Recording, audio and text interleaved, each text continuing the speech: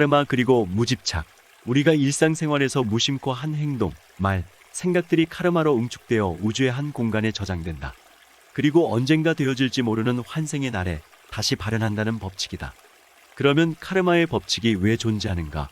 존재의 참된 이유는 인간의 완성을 위해서이며, 구체적으로는 인간 개개인의 이기적인 생각의 극복과 도덕과 지혜의 함양에 도움을 주는 법칙이다. 결국 카르마 법칙은 인간에게 벌을 주기 위해서가 아니고 새로운 경험을 하게 해주는 시스템이다. 우리는 카르마를 제대로 이해하고 그것의 기묘를 관찰하는 직관으로 지혜를 얻어 삶을 초월하는 생활을 영위해야만 한다. 인과의 법칙에서 이는 원인인 카르마를 말하며 관은 과실인 비비카를 일컫는다. 산스크리트어로 무엇을 하다의 뜻이며 한자로는 업도는 업보로 표기한다. 카르마는 인도 종교인 힌두교의 기본 원리이며 기원전 3000년 전인 인도 베다 시대부터 내려온 만고불변의 진리다. 우리 인간 각자의 존재가 영적인 깨달음을 향해 정진할 때 도움을 주며 결국 우주의식과 하나가 된다. 지중해의 성자라 불리우는 다스칼로스는 카르마는 벌을 주기 위한 법칙이 아니라 우리 인간 각자에게 새로운 경험을 하게 해주는 법칙이라고 말한다. 인도의 히말라야의 최고의 성자였던 스와미 라마의 말씀을 들어보자. 결국 카르마란 원인과 결과의 관계를 뜻하며 이 카르마의 법칙에서 벗어나기란 매우 어렵다라는 사실을 나는 알게 되었다. 세상의 사물에 대한 집착이 고통의 원인이다. 지극한 믿음으로 무소유의 수행을 닦은 사람은 카르마의 속박에서 벗어나 자유를 얻을 수 있다. 사심 없는 지극한 마음으로 정성을 다함으로써 자유를 얻는다. 출가자는 모든 것을 버리지만 필수적인 의무는 다한다.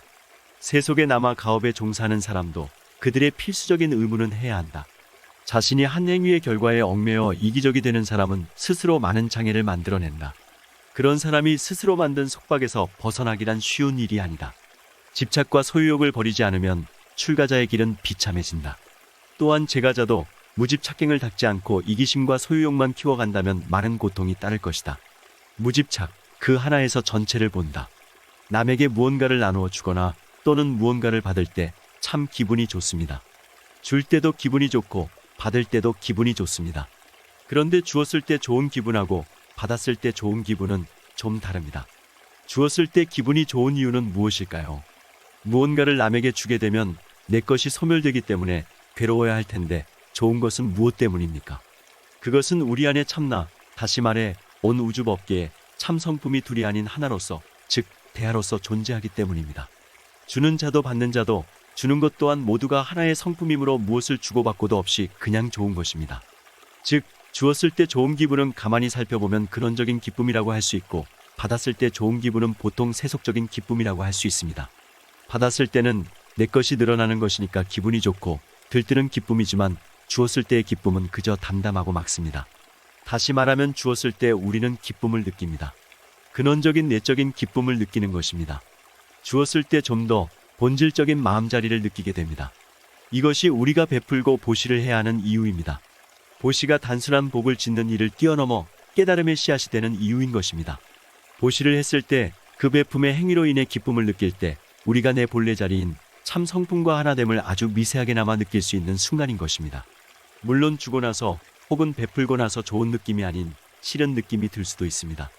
주고 나서 마음이 괴롭다거나 내 것을 잃었다는데 아깝다거나 허탈감을 느낄 수도 있습니다.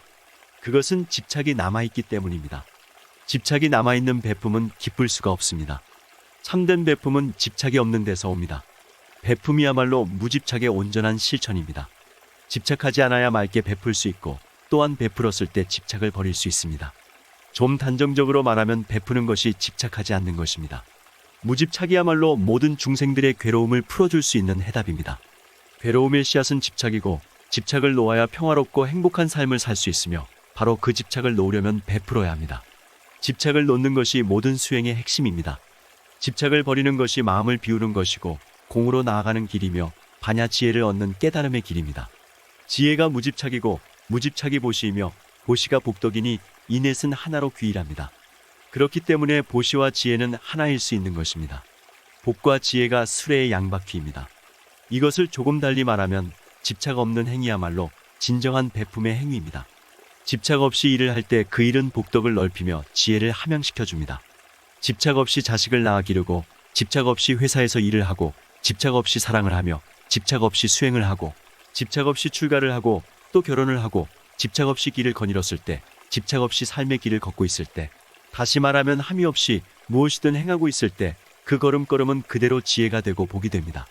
모든 일에 집착이 없으면, 모든 행위 하나하나에 집착이 없으면 그 모든 삶이 무량대복전이 되는 것입니다. 수행 따로 하고 복 따로 짓고 그러는 게 아니라 집착 없는 행위는 그대로 보시이고 그대로 지혜이며 그대로 복이 되는 것입니다. 집착 없는 행을 하려면 과거도 미래도 다 놓아버릴 수 있어야 합니다.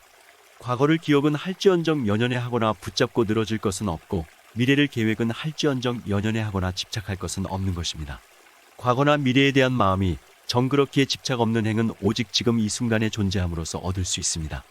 오직 지금 이 순간 과거도 미래도 다 놓아버리고 다만 이 순간에 존재할 때 집착은 없습니다.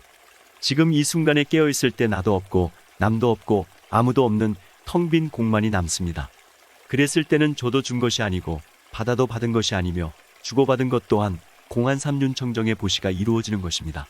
그렇게 지금 이 순간에 깨어있는 마음으로 사물을 볼 때 이 세상은 좋고 나쁠 것도 없고 옳고 그를 것도 없는 텅 빈 고요 그 자체입니다. 좋다 싫다 옳다 그르다 하고 고집할 것이 없으니 그 마음의 모든 분별이 쉬게 됩니다. 모든 분명을 쉬고 텅 빈 시선으로 세상을 보게 되면 이 세상은 전혀 새로운 순간이 열립니다. 이 세상은 이전에 알고 있던 세상도 아니고 내 틀 속에 혹은 내 고정관념 속의 세상도 아니며 오직 지금 이 순간밖에 없는 어린아이같이 순수하고 텅 빈 새로운 순간이 되는 것입니다. 날마다 아니 매 순간순간이 새롭지 않을 수 없게 되는 것입니다. 이렇게 집착이 없다는 것은 분별할 것이 없다는 말이고 날마다 새롭다는 말이며 그러한 시선으로 세상을 살아가게 된다면 그 삶 자체가 보시의 삶이 되고 복을 짓는 삶이 되는 것입니다. 바로 분별의 시작이 번뇌의 시작이 아닐까요? 무집착, 방화착 그 하나의 화두만 붙잡고 정진하면 됩니다. 금강경도 무집착이고 화엄경도 무집착이고 공사상도 무집착이고 무화도 무집착이며 연기도 무집착이고 금강경의 범소유상 계시여망도 응무소주 이생기심도 반야심경의 오온계공도 화엄경의 일체유심조도 법화경의 제법종본래 상자정멸상도 열반경의 제행무상 시생멸법 생멸멸이 정멸이락도 84,000의 모든 법문이 무집착 하나로 귀결됩니다. 또 조금 다르게 표현한다면 84,000의 모든 법문이 다 보시바라밀이고 다 무분별이며 다 깨어있음이고 지혜와 복덕이며 관입니다. 아무튼 인생의 목적에 도달하려면 세속에서든 출가에서든 자신의 의무를 다해야 합니다. 출가와 제가의 길이 비록 다르다 할지라도 깨달음을 얻는 데는 똑같이 유용합니다.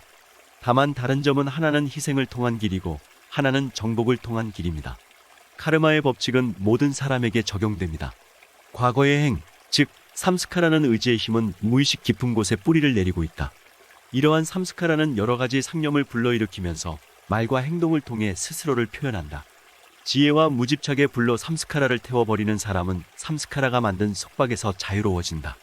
그것은 형태는 아직 남아있지만 불에 타서 묶는 힘을 잃어버린 밧줄과 같다. 무의식 속에 남겨진 잠재 인상이 지혜의 불에 타서 발화력을 잃게 되면 다시는 자라나지 못한다. 그것은 불에 타버린 씨와 같다. 무집착은 삼스카라의 속박을 태우는 불길이다. 출가자들이 세상을 버리고 얻는 것을 제가자는 무집착의 수행을 닦아서 얻을 수 있다.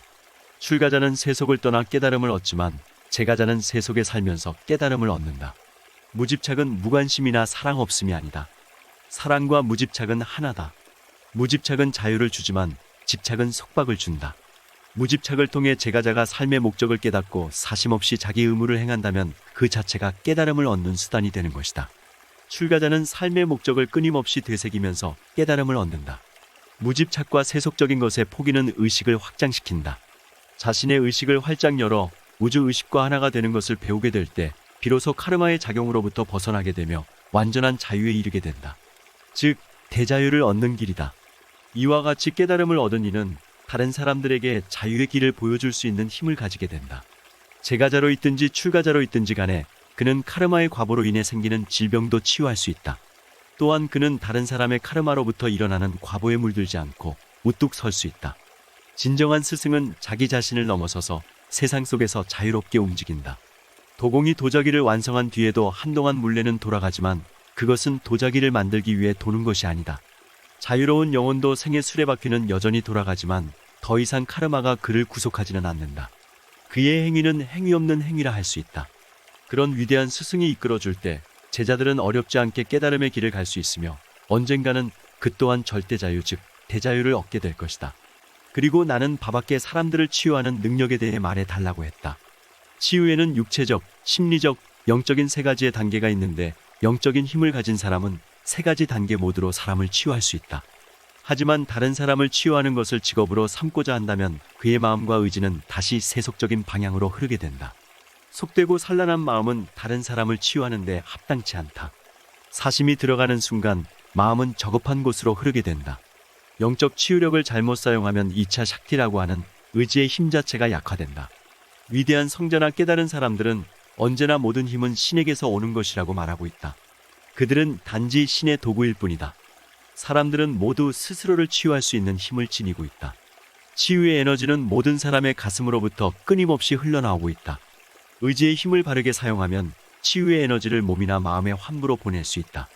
이 치유의 에너지는 환자에게 영적인 영향을 공급해 건강을 회복하게 한다. 치유의 열쇠는 사랑, 이타심, 그리고 강력한 의지와 내면의 신에 대한 열렬한 헌신이다. 할아버지 스승인 바바와 함께 보름 동안 지내고 난 뒤 나는 스승께 돌아왔다. 그를 통해 삶과 존재의 기술은 출가하든지 세속에 살든지를 막론하고 인생의 목적과 무집착을 향한 자각에 있다는 것을 깨달을 수 있었다. 오늘은 여기서 이만 줄일까 합니다. 우주의 좋은 기운을 받아 만사형통하시길 기원합니다. 평온하고 행복한 하루를 보내시길 바랍니다. 감사합니다.